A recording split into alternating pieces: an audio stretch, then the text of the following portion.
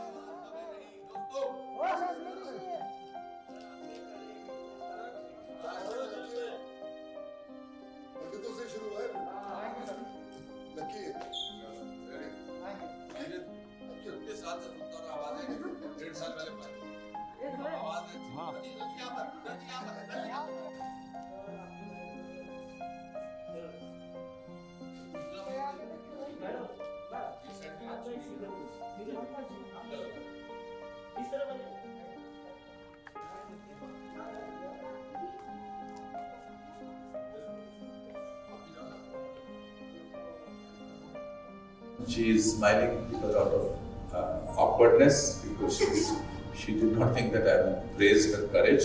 She thought I was here to praise her writing. Writing तो अच्छा ही लिखा होगा. सच को लिखने में याद करने की जरूरत नहीं, कोई कला की जरूरत नहीं होती है. जब आदमी सच लिखता है तो वो अपने आप में कहानी होती है. सच की कोई बुनियाद की जरूरत नहीं पड़ती है. सच जो है वो लफ्जों का मोहताज नहीं होता है. मेरी दादी एक कहानी सुनाती थी, वो मुझे आज तक याद है. तो आपने सच लिखा है और ये सच लोगों तक पहुंचाना बहुत ज़रूरी है. तो मैं आपके करेज की, आपकी जो ताकत, जो आपने सोचा है, और इस किताब को लोगों तक पहुंचाना अब मेरा काम है. Because I'm not telling your stories to the world. I'm telling your story and my story and everybody and millions of Kashmiris all over the world, their story to the world. So congratulations and well done. And we will. You have said take me home. I don't know who have you asked to take you home.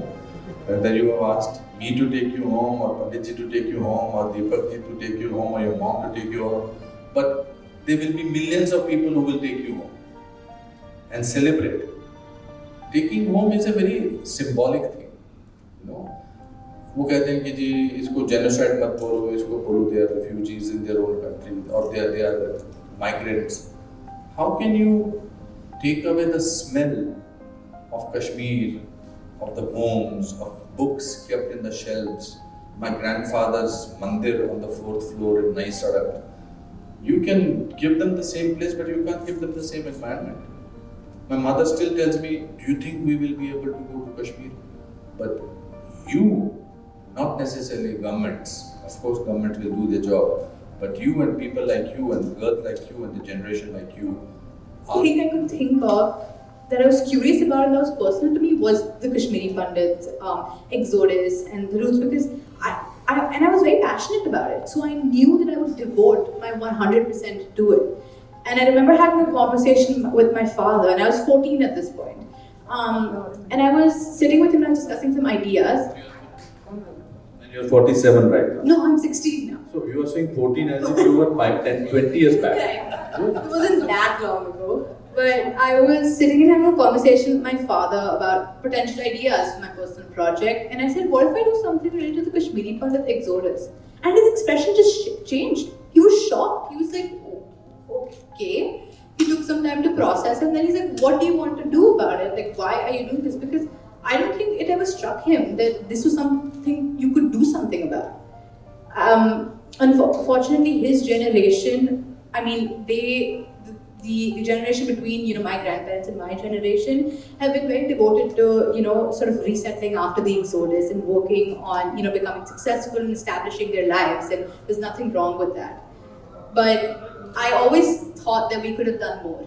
Their generation and even my generation. So I think that's where the entire idea came, and then he liked it, and then we took it forward from there. So did your grandparents talk about what happened in Kashmir? Were they talking about it at home? Initially, no. The entire, like my entire childhood, I'm still a child. For most of my childhood, no. Only when I started doing this and I told them I'm writing a book and I need you to be 100% honest. So till then you had no idea what was the history of your... No. I just knew we were from Kashmir and they had left because of some violence in Kashmir. The very basic. I genuinely was very clueless, and I understand why, because it would reopen some wounds for them, like talking about... No, don't explain to me what you understand. I'm just trying to understand. So you felt that there was some violence in the Kashmir और छोड़ के आ गए यहाँ पर? Yeah. बहुत सारे riot areas में भी छोड़ के चले जाते हैं लोग. Yeah. बहुत सारे जगहों पे जहाँ पे natural disaster होते हैं छोड़ के चले जाते हैं. Yeah.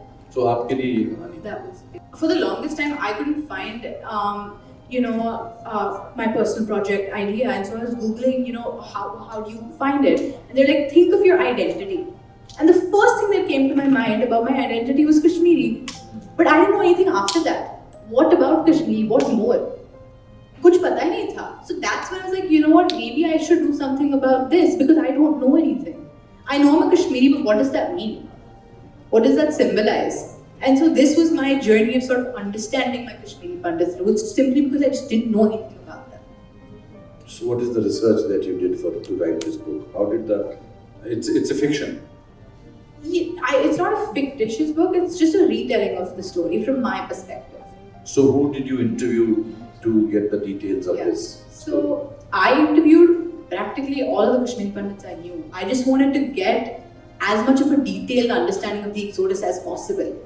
Everybody's story will be a little different, but the underlying theme of just the hope of coming back home was shared throughout all of those people I interviewed. I'll say most of those people, not all, most of the people that I interviewed. And so I interviewed quite a lot of people, and even Ashok uncle, to get to get a better understanding of the exodus. I remember we'd gone to meet Ashok uncle for the first